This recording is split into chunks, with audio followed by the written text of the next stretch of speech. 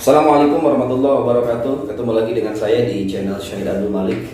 Kali ini kita akan bicara relax saja lah. Kita akan bahas poin kesuksesan ya. Yang saya akan bahas hanya satu karena banyak sekali ya.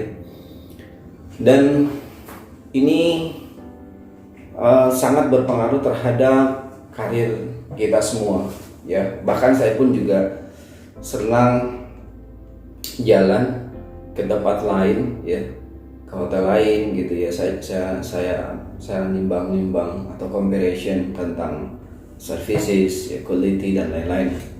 Tapi ada satu hal yang menarik yang saya akan bahas di sini ya. Dari komponen yang banyak tentang kesuksesan itu adalah habit ya.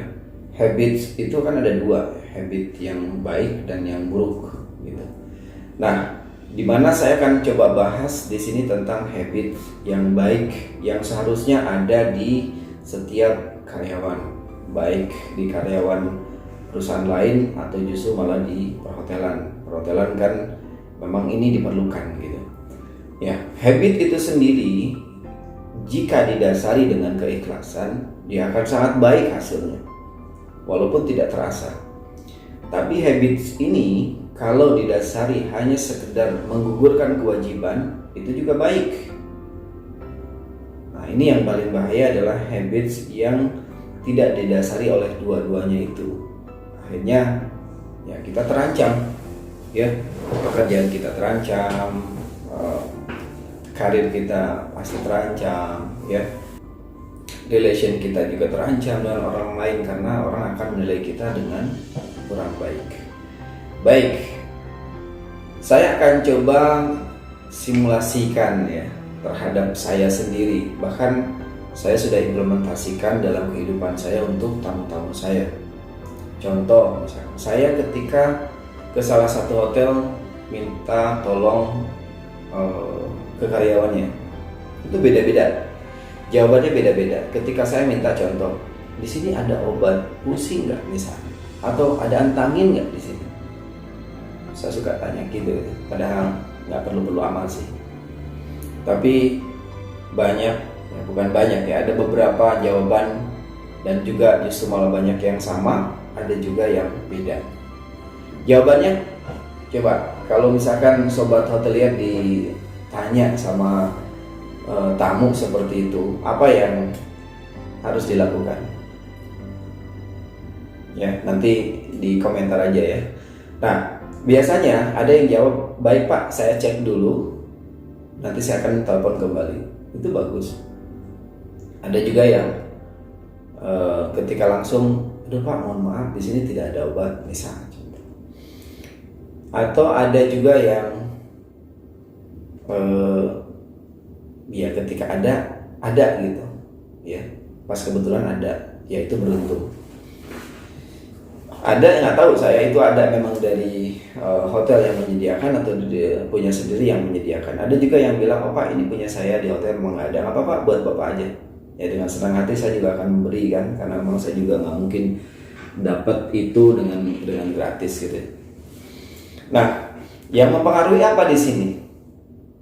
Yang mempengaruhi kita yang paling bagus dan yang paling jelek aja.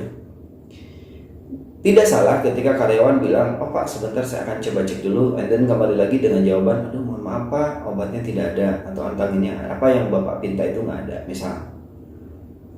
Ada juga yang datang dengan, Bapak, mohon maaf, karena memang di hotel nggak ada, Bapak boleh punya waktu untuk tunggu sebentar, saya akan carikan. Saya terenyuh langsung, carikan kemana? Ya pokoknya saya akan carikan Pak. Intinya ketika kebutuhan itu saya akan coba fasilitasi misal. Nah, hal-hal yang itu yang sebetulnya yang dibutuhkan sama tamu ya, dan seharusnya itu yang dilakukan sama karyawan. Dan ketika saya jadi tamu, saya senang sekali ketika mendengar jawaban itu, dan akhirnya saya mendapatkan apa yang saya ingin. Beda jawaban kan? Satu berusaha, yang kedua tidak berusaha. Sama, kesuksesan itu pun juga harus diraih dengan usaha. Kalau kita hanya sekedar menggugurkan kewajiban, Sudah tahu nggak ada kan obatnya misalkan, dan kalian akan jawab ke tamunya, sebentar Pak, saya akan coba cek dulu. Setelah itu bilang ke tamunya, mohon maaf Pak, di sini apa yang Bapak minta tidak ada Pak, tidak kita bisa provide. Udah, setelah itu, oh baik nggak apa-apa, saya jawab seperti itu ya, atau tamu jawab seperti itu ya, dan akhirnya sudah tanpa usaha. Apa yang didapat sama karyawan itu? Enggak. Dia salah? Enggak juga, karena dia menggugurkan kewajiban ya. Tapi yang paling berkesan adalah orang yang tadi, yang pertama, dia menjawab, mohon maaf Pak, obatnya tidak ada dan saya akan usahakan untuk diadakan ya. Saya nggak tahu apakah diadakan memang dia punya atau memang beli keluar ya. Biasanya sih rata-rata beli keluar, walaupun itu nggak gratis. Dia talangin dulu pakai duitnya, terus kasih ke kita. Kita kan tanya, dari mana ini obat? Misalnya, oh Pak, saya beli ke sebelah. Saya yakin, saya sendiri yang mengalami, saya nggak mungkin diam itu aja. Pasti saya akan kasih, ini ganti buat obat, ini buat kamu juga. Dan saya bikin komen yang baik di online komen ya, bahkan bikin komen yang langsung juga kan, ada suka tuh ya, ada guest comment form. Nah saya isi, bahkan saya tanya namanya ya, dan saya kasih, dan saya appreciate, dan saya thank you ke manajemen bahwa saya sampaikan beruntung punya staff yang seperti itu ya. Keuntungannya banyak tuh. Keuntungannya dia dapat nilai dari tamu, yang kedua dapat nilai dari manajemen, dia dapat komen langsung atau tidak, atau dari online komen kan tamu-tamu sekarang kan pinter-pinter ya, mereka sudah hebat-hebat lah, artinya sudah canggih dengan teknologi gitu ya. Mereka bisa langsung kasih komen ya online ya, langsung websitenya hotel, dan kita dapat poin di situ. Padahal itu tidak diharapkan, tapi dari keikhlasan kalian dalam bekerja akhirnya dapat itu ya. Jadi sebetulnya panjang nih kalau kita bahas, tapi ya itu poin penting ya, sedikit kan, tapi poinnya luar biasa itu buat karir kita ya. Kita dengan tamu bisa kasih komen lewat online, itu kan yang baca kan banyak orang kan, bukan hanya sekedar GM kita, tapi kadang di situ juga owner memonitor di situ, bahkan secara tidak langsung bahkan dapat appreciate dari owner, siapa itu gitu ya. Jadi kalau apapun kerjaannya, kalau kita ikhlas ya, ikhlas dalam membantu, ikhlas dalam bekerja, hasilnya akan beda dengan orang hanya dengan menggugurkan kewajiban ya. Dan itu saya implementasikan di diri saya sejak lama. Jadi saya tidak boleh menjawab ke tamu tidak bisa ya, atau tidak ada. Itu ada triknya ya. Banyak jawaban yang similar ya, yang sedikit sama tapi sebenarnya itu tidak ada. Tapi jawaban kita adalah sedikit diplomatis, sehingga kamu tidak